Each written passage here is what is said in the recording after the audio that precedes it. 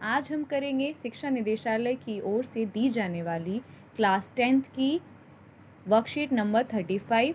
ये वर्कशीट 30 सितंबर 2021 की है, जो कि सामाजिक विज्ञान विषय की है। आज हम पढ़ेंगे संघवाद के बारे में। ठीक है, संघवाद होता क्या है और ये कैसे काम करता है, भाषाई राज्य क्या होते हैं, भाषा नीति क्या होती है और पंचायती राज व्यवस्था क्या होती है, इनके बारे में आज इसमें वर्कशीट में पूरा बताया गया है। ठीक है, सबसे पहले हम प्रश्न देख लेते हैं और उसको हम सॉल्व भी कर लेंगे और साथ साथ हम इन क्वेश्चनों को समझते भी जाएंगे। ठीक है, तो आइए पहला प्रश्न देखते हैं कि पंचायत समिति का निर्माण किस प्रकार होता है। ठीक, पंचायत समिति, तो पंचायतों के बारे में कहाँ दिया गया है, ये दिया गया है। तो यहाँ पर आप अगर क्वेश्चन का आंसर लिखना चाहते हैं तो यहाँ ये आराम से हो जाएगा कि पंचायत समिति क्या होती है और ये किन से मिलाकर बनती है। तो पहले हम समझ भी लेते हैं पंचायत समिति क्या होती है। पंचायत समिति क्या होता है कि स्थानीय स्तर का एक ढांचा होता है, जिला स्तर का। ठीक है, जो कि बहुत सारी ग्राम पंचायतों को मिलाकर बनाया जाता है। इसको हम क्या कहते हैं, मंडल और प्रखंड स्तरीय पंचायत भी कहते हैं। इसके सदस्यों का चुनाव जो है वो उस इलाके के सभी पंचायत के सदस्य मिलकर करते हैं। ठीक है, तो इसको हम कहेंगे पंचायत समिति, यानी कि जो अनेक ग्राम पंचायतें मिलकर इस समिति का चुनाव करती हैं, जिसको हम पंचायत समिति कहते हैं। ठीक, तो ये आपका क्वेश्चन नंबर फर्स्ट का आंसर हो जाएगा। अगर हम ऊपर पढ़ें ग्राम पंचायत, तो ग्राम पंचायत क्या होता है कि गाँव के स्तर पर जो है वो बनी होती हैं ग्राम पंचायतें।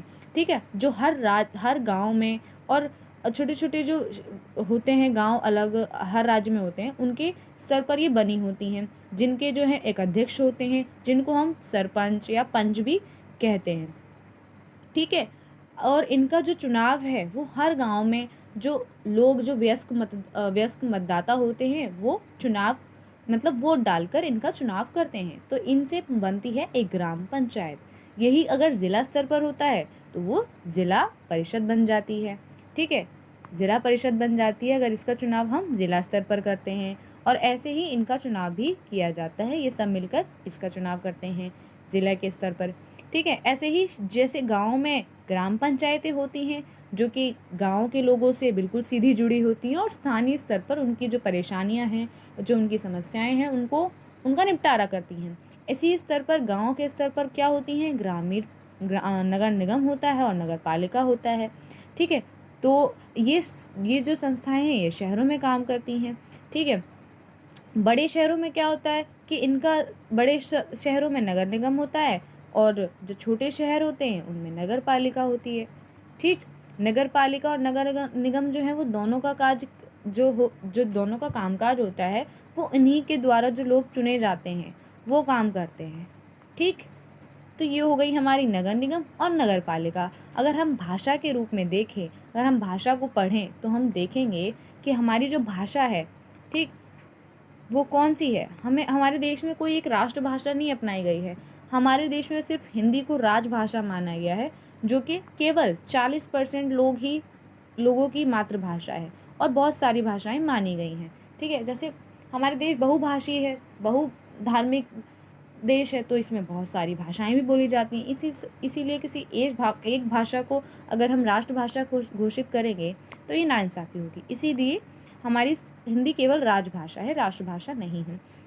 इसके अलावा हिंदी के अलावा 21 और भाषाएं जो हैं वो क्या हैं, अनुसूची में दी गई हैं। ठीक है, 8वीं अनुसूची में इन भाषाओं को शामिल किया गया है। तो ये हो गई हमारी किसके ऊपर, ये हमारा सेकंड प्रश्न का आंसर हो गया, जो कि है भारत की भाषा नीति पर एक नोट लिखिए। तो भारत की भाषा नीति जो है वो ये पूरे नोट में आप इसको आराम से यहाँ तक आराम से लिख सकते हैं। ठीक, तो यही आपका आंसर होगा। ठीक, तो आगे अगर हम पढ़ेंगे भाषाई राज्य, तो ये भी यही है कि भाषाएं के आधार पर राज्य कैसे बने। ठीक है, भारत में पहले जब भारत स्वतंत्र हुआ तो राज्य अलग थे, सभी राज्य अलग अलग थे। ठीक, तो इनको फिर एक साथ मिलाया गया, फिर इनका अलग अलग इनकी सीमाएं रेखा खींची गई। ठीक, भाषा के आधार पर इनका बंटवारा किया गया। तो तो ये सब जो हैं वो भाषाई राज्य हुए। इन भी भाषा के आधार पर जिन राज्यों का बंटवारा किया गया उनको हम भाषाई राज्य कहते हैं। सबसे पहले हमारे आंध्र प्रदेश राज्य का बंटवारा मतलब भाषा के आधार पर इसको अलग करा गया, मतलब भाषा के आधार पर इसको बनाया गया।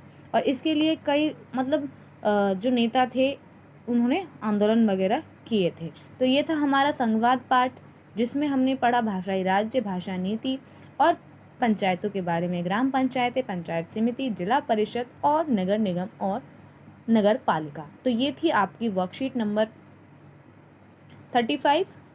ठीक है, आगे के लिए हमारे आगे की वर्कशीट अगर आप देखना चाहते हैं और अगर हमारी ये वीडियो आपको अच्छी लगे तो हमारी वीडियो को लाइक कीजिएगा और चैनल को सब्सक्राइब कर लीजिएगा, ताकि हमारे आने वाली सभी वीडियोस की नोटिफिकेशन आपको मिलती रहे।